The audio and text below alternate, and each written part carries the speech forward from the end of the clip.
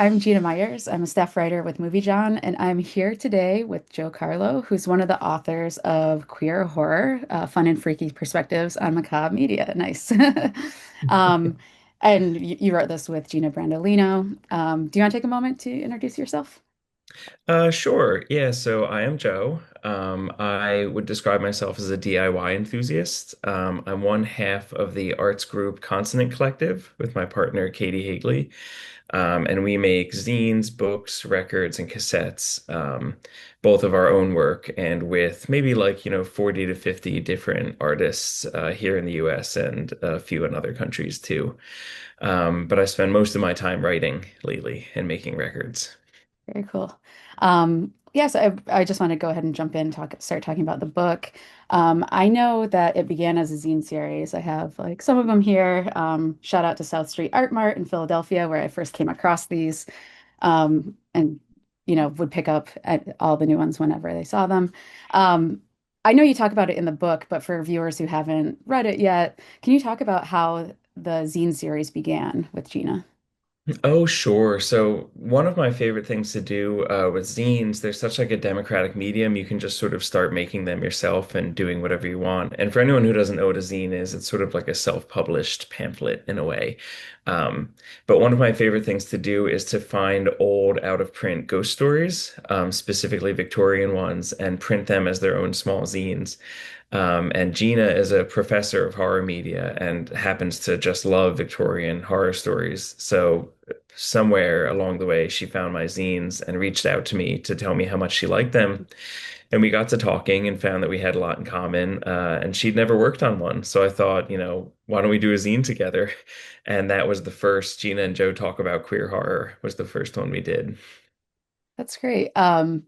What is it like to collaborate on a project with Gina? And because you've been doing it for a while, do you feel like anything about your friendship or the collaboration has changed over time?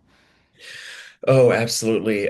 Gina is a consummate professional. She's written a lot, she's published a lot of work, mostly academic. But so, normally when we're working on a zine, it's very like sort of loose and free. But Gina, got me her essays on time. They were perfect. They didn't need any editing or any changing.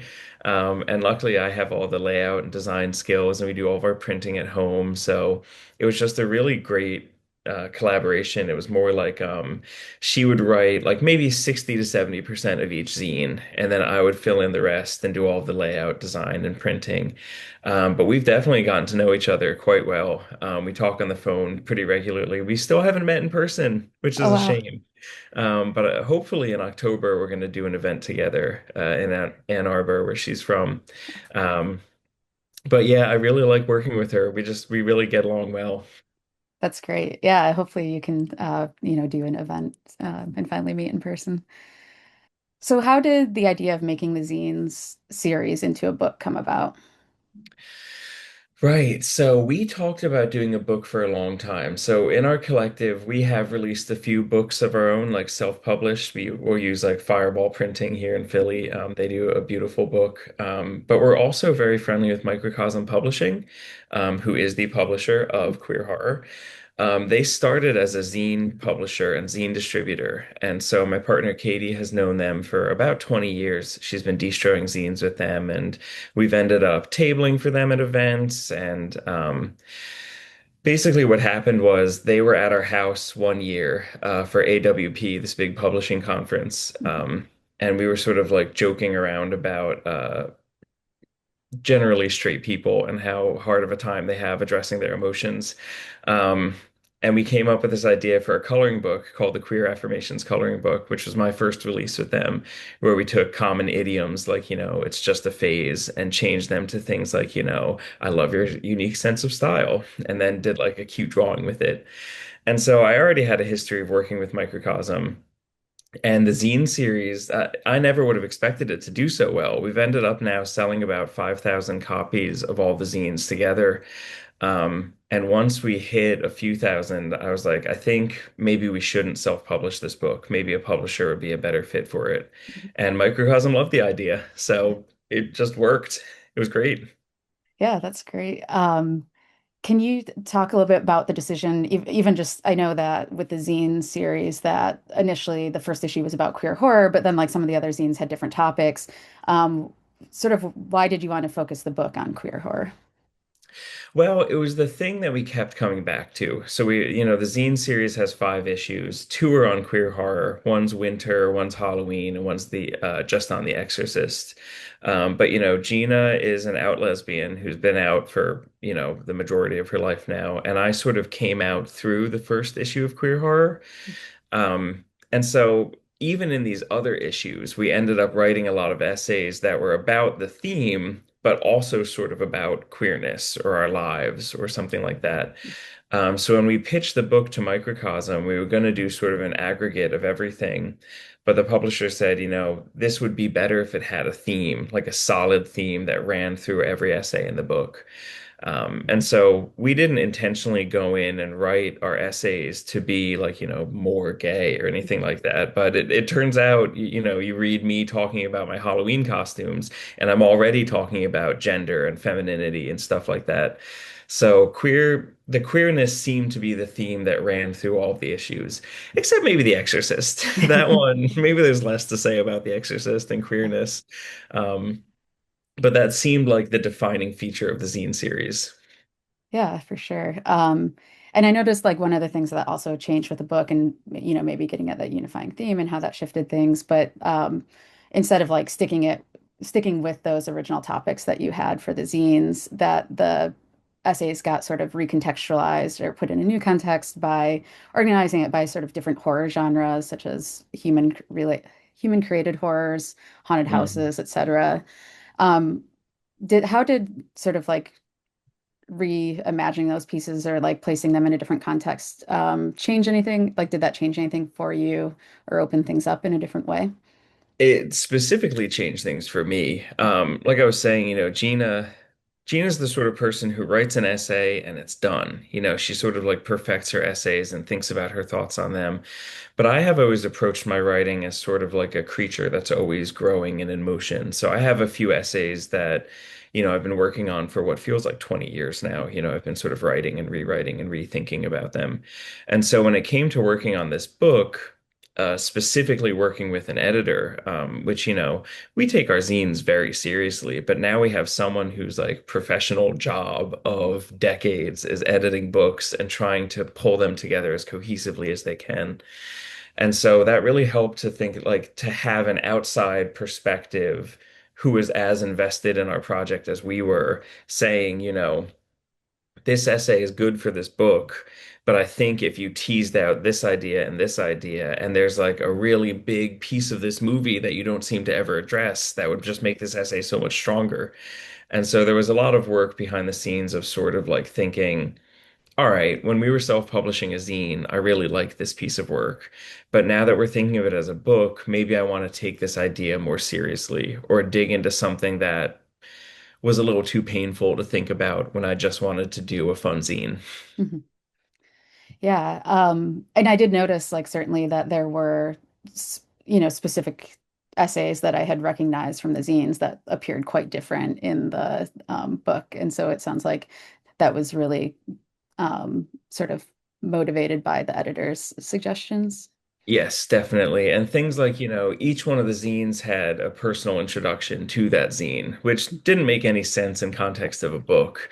But, a lot of them addressed ideas that were really important to our love of horror and maybe our own queerness. And so one of the jobs also turned into, is there something in this essay that's worth pulling out that would be good to talk about in the book?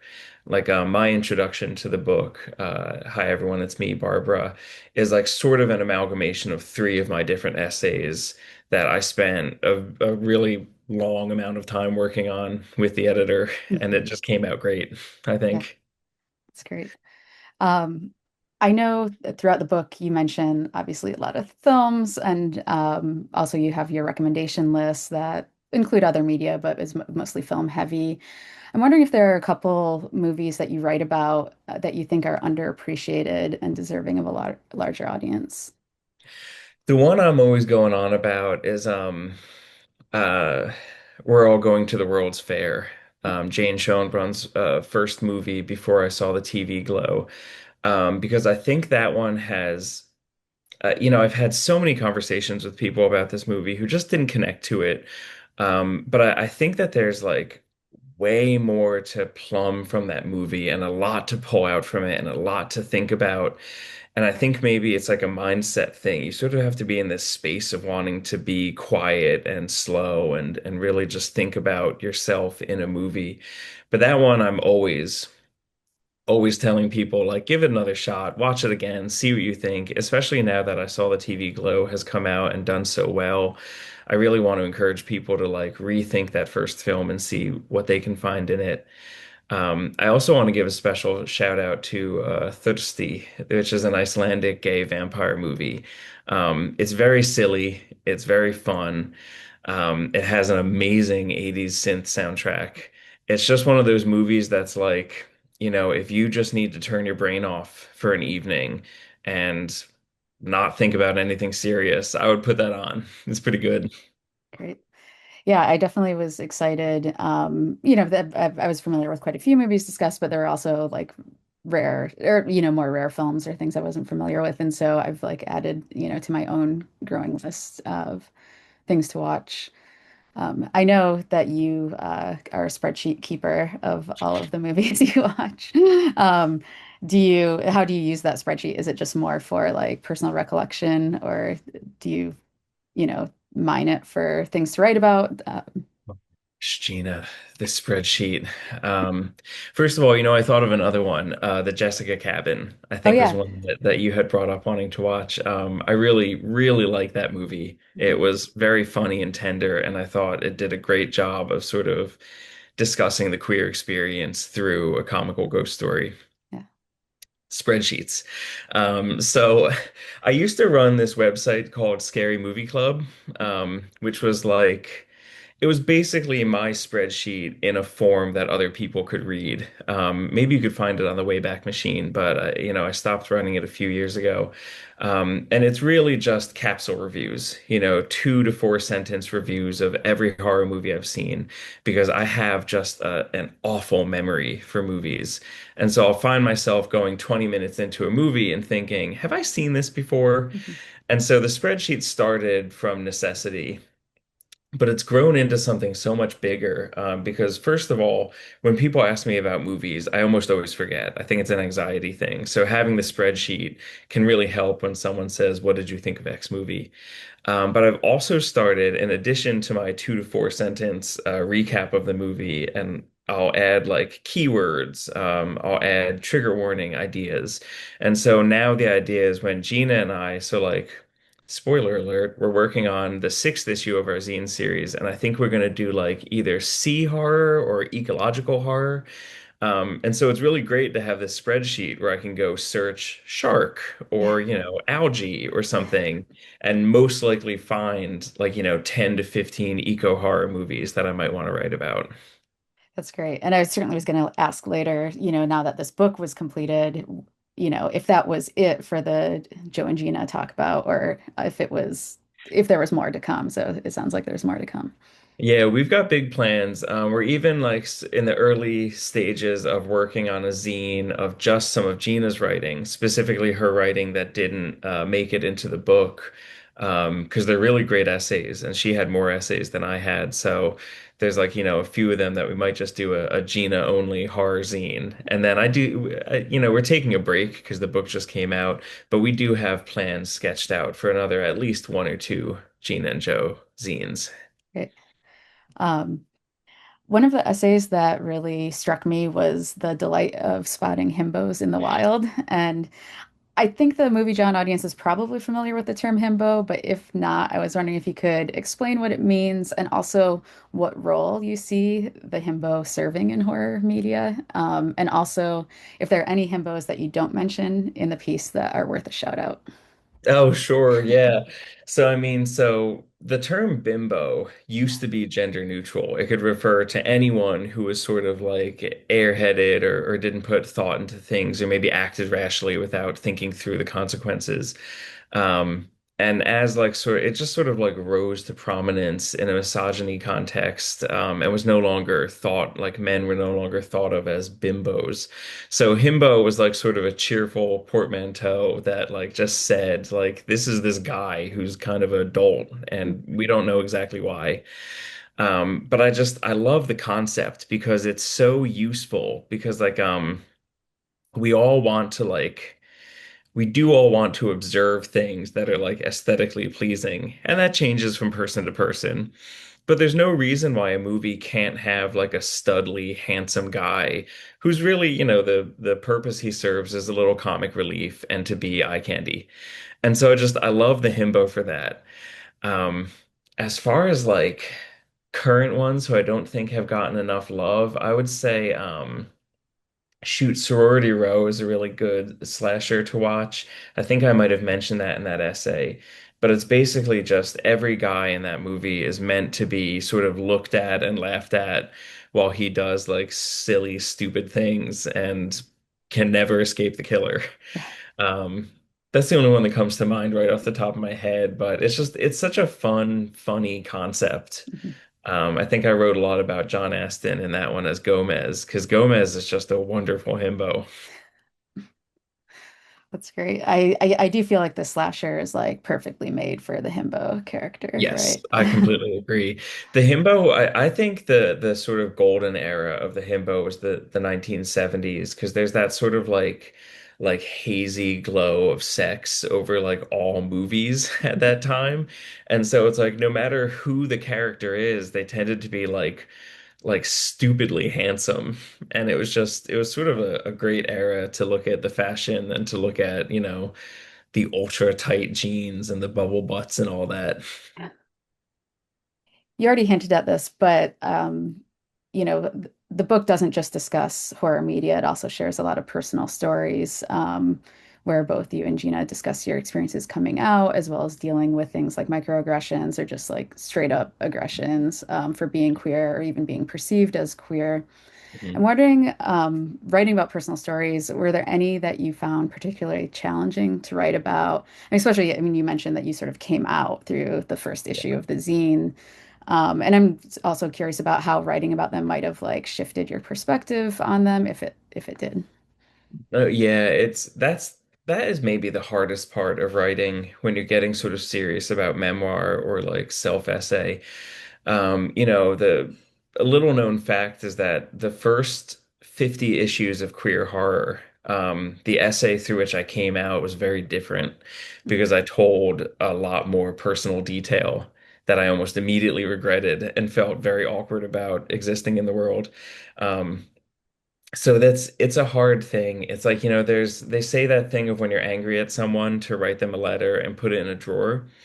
I feel like when you're dealing with highly personal details about your own life, the thing that I've learned is to write the essay first with as much detail and as much, uh, letting out as much as I possibly can, and then let it sit for a few weeks and then come back to it and think like, all right, here are all of my thoughts that I know I have. Maybe I didn't know I have, but I worked out while writing it.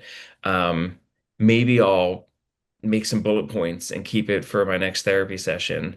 But maybe I'm going to rewrite this essay in a way that makes more sense for someone who doesn't know me to read. And for, not everyone needs to know not everything about you. So it's definitely difficult. I found that to be one of the hardest parts of writing about my queerness because so much of it was so incredibly tender for me. Spent a lot of time crying over these zines and book. Wow. So it felt great to get it out, but it is certainly a really difficult thing to do. It's kind of like to hear you say that you spent a lot of time crying and how hard it was. It's like one of the things I notice about your work is like that there's always a lot of humor in it too. And so um it's interesting. Like, can you talk some about how you use humor when discussing horror and also your personal life and things you've gone through? Sure. I definitely come from a deflect with humor family. My upbringing was definitely, when things started to get too heavy, make a joke out of it. And so that's sort of my like default position in life. But it's also one that I've been kind of actively fighting for a few years because I realize there are a lot of times where I want to think something seriously or I want to talk about something seriously, and the humor is definitely a distraction from it. But that being said, I also, you know, I'm my own best company. I like to laugh. I like to make myself laugh. I like to, I'm always thinking of things that at least I think are funny. So I always wanted my writing to feel more like a conversation, than necessarily reading a piece of like sculpted work. So I'm glad the humor came through. Thank you for letting me know. Yeah. Because I wanted it to feel more like you were kind of in my head thinking about this with me. Mhm. Yeah, it definitely is effective, I think. And it's an interesting contrast to Gina's writing. And so to have your writing side by side, which Gina's does feel, as you mentioned, that she's a horror professor, like it does feel a little more formal or academic in some ways, but though she's also willing to go into the personal. Mhm. And so it feels like it's just a nice side by side, to have those two voices side by side, I think. Thank you for saying so. I've always thought so too. I really admire Gina's writing, and I think that she and I are a really great team for that kind of thing. I think, if you skew more, you know, personal, you will maybe like skew towards my essays. But if you wanted more of the critique and the more thoughtful explanations, you could skew towards Gina. But I think it's really useful to have both. And I think that a full book from either of us would lean a little more heavily into either of those lanes. So it's kind of fun to work with someone whose writing style isn't the same as mine. Yeah. Do you feel like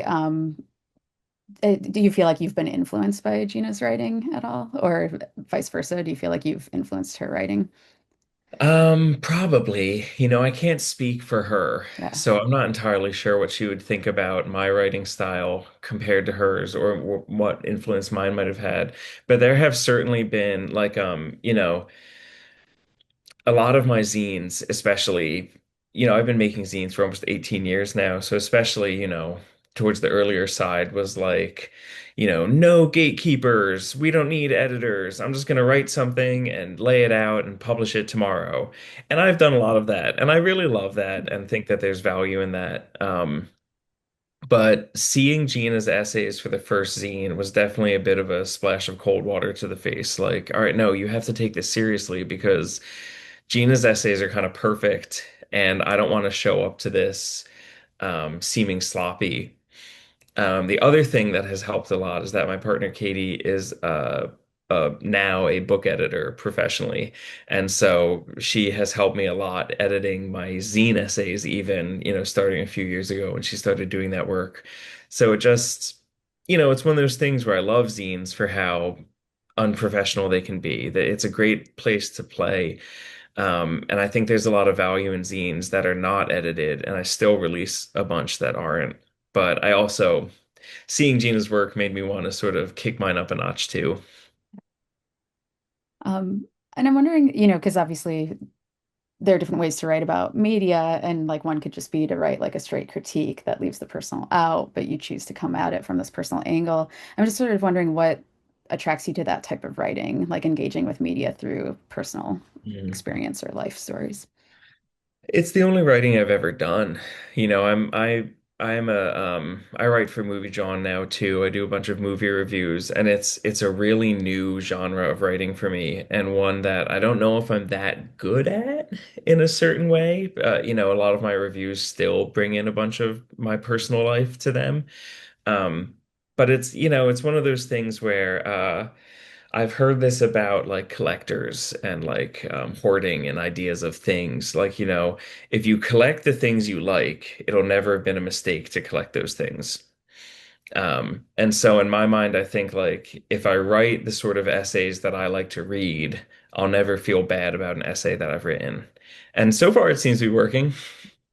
It's great. I haven't I've never thought of it that way, and that's really lovely. Also, you see, I'm sitting in a room full of books and records. Oh Think yeah, I about mean, I've got all collecting. my monster in my pockets up here somewhere, and my records are everywhere too.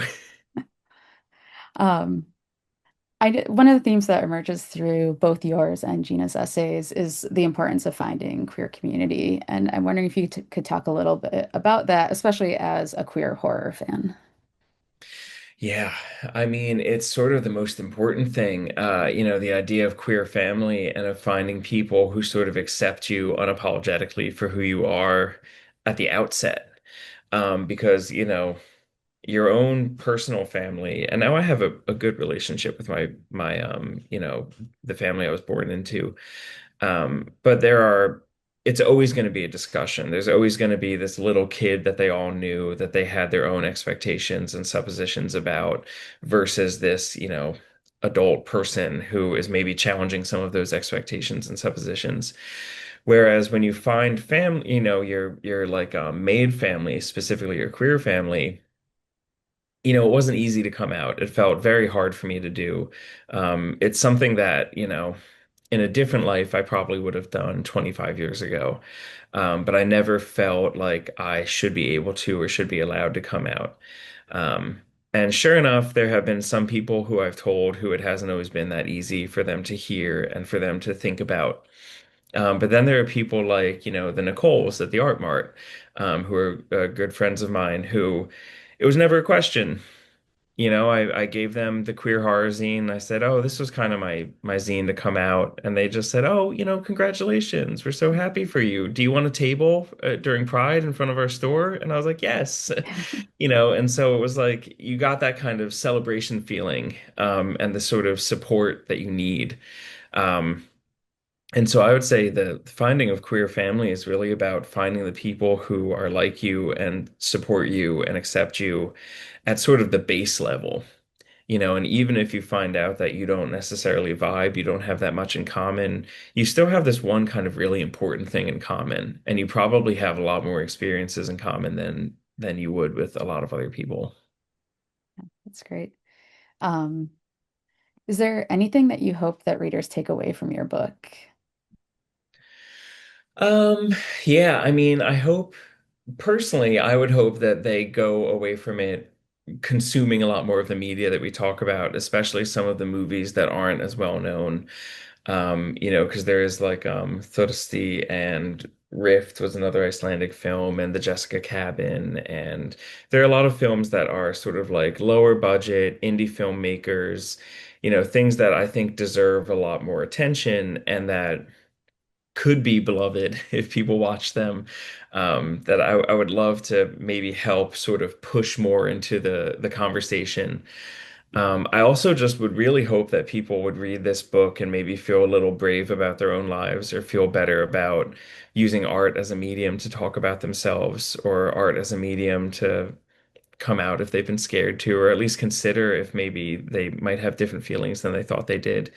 I know that's kind of a lofty goal, but I can only think of I mean, how many like queer theory books does a person need to read before they think to themselves, maybe I'm gay?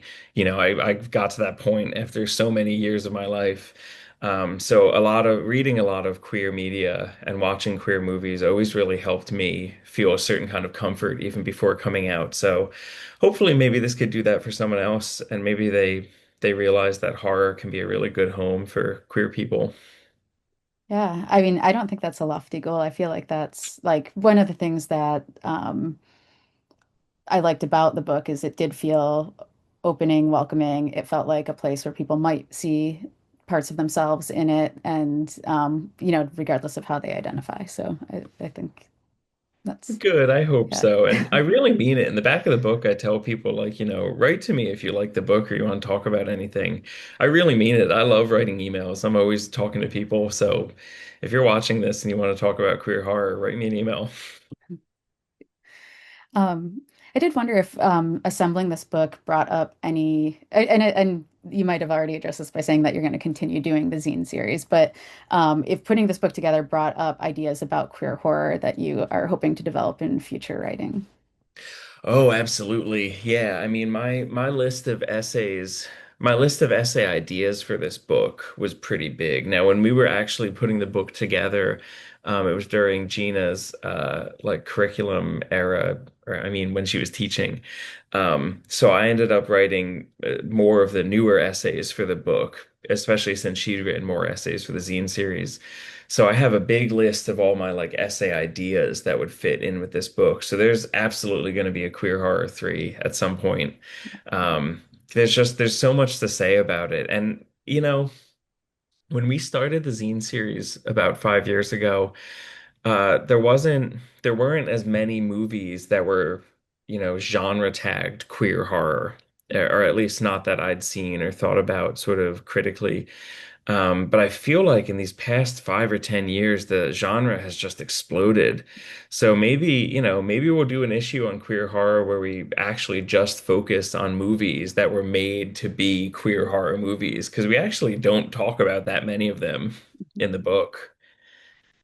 Yeah, I mean, that certainly, I've noticed that explosion too. And there's, the idea of like queer horror is like looking at horror media from a queer perspective, where you can look at media that's not explicitly queer and read it through a queer Mm. lens. And then Mhm. obviously there are the queer horror films. And I think that, yeah, there's just like so much there to explore yet. Um, it did actually, it's a perfect segue to the next question I had lined Mm. up because I was going to say, that, oh, it seems like queer horror is having a moment. Are there any queer filmmakers or other creators that you're particularly excited about right now? I'm gonna follow Daniel Montgomery's the person who made the Jessica Cabin. He's an actor, and I think that was his first feature length. So I'm gonna be interested to see what he's working on next. I just thought, again, I can't recommend that film enough. I thought it was very tender and heartfelt for such a small, low budget film. Um, I can't remember his name now, but he made The Strings. I think that's what it was called. I'm gonna have to consult my list. But it's one about, I mentioned it in one of the queer horror recommendations, about a musician in Canada who quits her band and goes away to start her own solo project. But like a lot, it's sort of a queer lost story of her like losing a partner and going through this change. So I'm gonna have to remind myself of what his name is, but I will look it up and send it to you, and we can at least put it in the description. Yeah, and I have it in the book, and I remember the Perfect. movie that you mentioned. So, um, so you got at this a little bit when you introduced yourself, but th this is our first time talking. I haven't met you previously, even though I was familiar with the zines. I get the impression that you are like a constant maker, and so I'm wondering if you can tell us about any other projects that you have going on or coming out soon. Oh, sure. And I should reciprocate and tell you I am a follower of Cul-de-sac of Blood, which I think is really a cool thing you're doing. Thank you. Of course. Yeah, so my partner Kay and I do Consonant Collective. And so we have a few projects coming out that I'm like super excited about.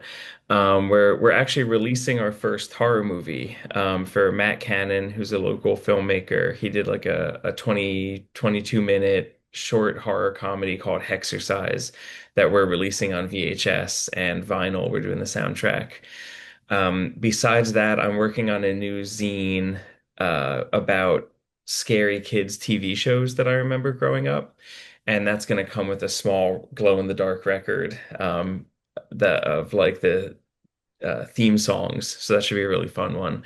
And Kay and I have this new series I'm really hot on called How to Have Fun. So the first two issues were How to Have Fun at the Ren Fair and How to Have Fun rock hounding, which is like looking for rocks in your local creeks. And we're already thinking about the next few. I think I'm going to do one on watching Icelandic movies, bird watching, and going to thrift stores. So we're going to start working on those soon. Aside from that, we've had a few releases this year that I was really in love with. I've got a series called VHS to Vinyl, where I digitize VHS tapes and separate the audio from the movie, and then create my own bootleg soundtracks only using the audio from the film. So it's like a lot of like speech from the movie, dialogue, and a lot of like the snippets of the sounds you hear and the songs you hear. So, yeah, always working on things. I think I was looking at another one of my spreadsheets, and I think I'm about to hit my like 500th unique project that we're publishing or something in the past 20 years. It's been a lot to make, but I'm loving it. It's fun. That's great. And people can find Constant Collective on Yeah, it's that's consonantcollective.com and I'm Displaced Snail on Instagram if anyone wants to come find me and see what I'm up to because I'm always posting about the weird things I'm doing. great. And then I just want to end with a sort of classic movie John question, which you may have seen Rosalie ask many people in different videos. And it's if you were stuck on a deserted island and could take one movie with you, what would it be? So this is a tough one. I mean, I'm of I'm of two minds. I'm going to say two movies, and I'm going to give you the reasoning behind each. One of them is 28 Days Later. It's just in my mind, it's just like sort of the pinnacle of the like new era of zombie film. It's got the fast zombies. I guess they're not zombies, but the rage virus. Love the acting in it. Love the quietness. Love the soundtrack. It's a movie I think I could watch pretty often. However, so I talk about in the book this sort of genre of cozy horror, things that like I find very comforting. And so I think if I'm stuck on a desert island and I had one movie that I had to watch over and over again, it would probably be Chopping Mall, the one where a bunch of youngsters are stuck in a mall with these like killer robots. I love the aesthetic. I love how silly and ridiculous it is. Maybe Night of the Demons, but probably Chopping Mall. That's great. I love Chopping Mall, even if there's no actual chopping in It totally is. it. Like this should be called Laser Mall. Yeah, and that's one thing that I also like about the book is that, horror is such a broad genre. There's so many different subgenres, and there's like stuff that people watch to be scared or to feel scared. And like your discussion of comfort horror, I really appreciated. Because it is something, and that you can laugh at horror, have fun, or watch terrible B movies. Yeah. Some of your recommendations are along those Are lines. really down there. Yeah. I know, I really love low budget and like indie horror and not like I don't always love I'm not a big like exploitation film person.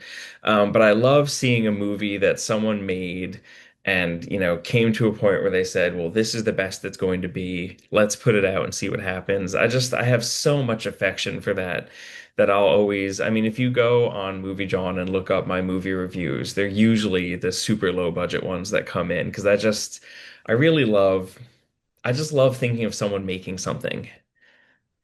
Yeah, I think there's a lot, sort of in spirit with your history as a zine maker, right? That I know. like making an independent film, and now that means so many things because an independent Right. film could be highly produced and like have a lot of mo money, but like people who are really just like tapping their friends and family and network to like create something is really incredible and inspiring, I think. I'm sure my therapist would have a lot to say about my inner caretaker and inner child when I talk about that, but definitely, I just think that's a great genre that doesn't get enough love.